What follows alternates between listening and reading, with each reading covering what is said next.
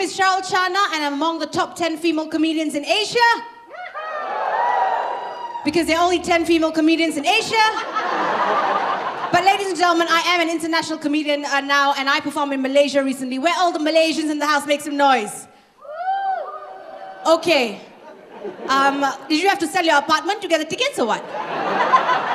Now, honestly, I love performing in Malaysia, okay? But I was going to Malaysia recently, and normally I change a lot of money so I can go shopping, right?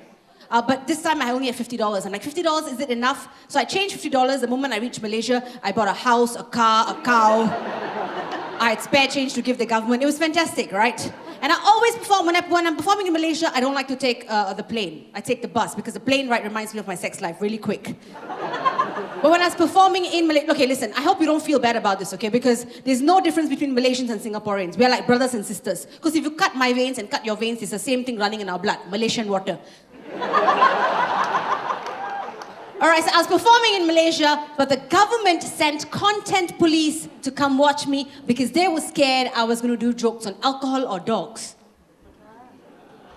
I was like, wow, right?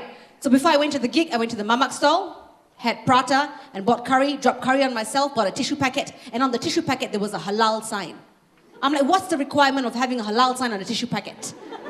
I didn't know, so I went to my gig, didn't do any jokes on alcohol or dogs, so before the content police left, they gave me a halal certificate. I'm a halal certified comedian, ladies and gentlemen. But when I was in Malaysia, this gentleman came up to me and he said, "You're very funny for a woman. You're very funny for a woman." I said, "You're very honest for a man." How many of us here do yoga, right? Yoga, come on, make some noise. Okay, all the pretentious Chinese people. Okay,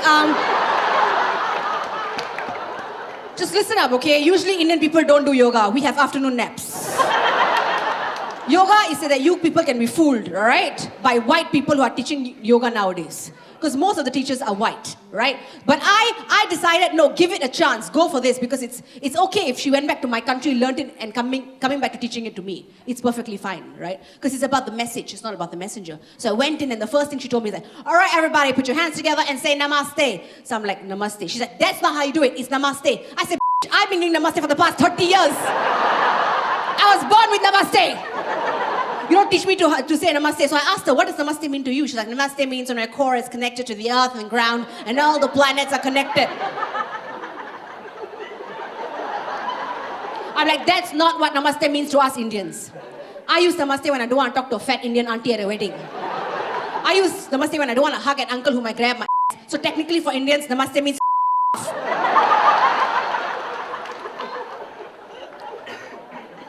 right, but I don't know why. I don't know why this yoga teacher decided to ask me this stupid question. She's like, yeah, what do you want to have written in your tombstone? What would you want to have written in your tombstone? I said, this is what I want. This is a mistake. I'm a Hindu. I was meant to be cremated. And then just before going, I told her, namaste. Thank you so much, ladies and gentlemen. You guys have been great.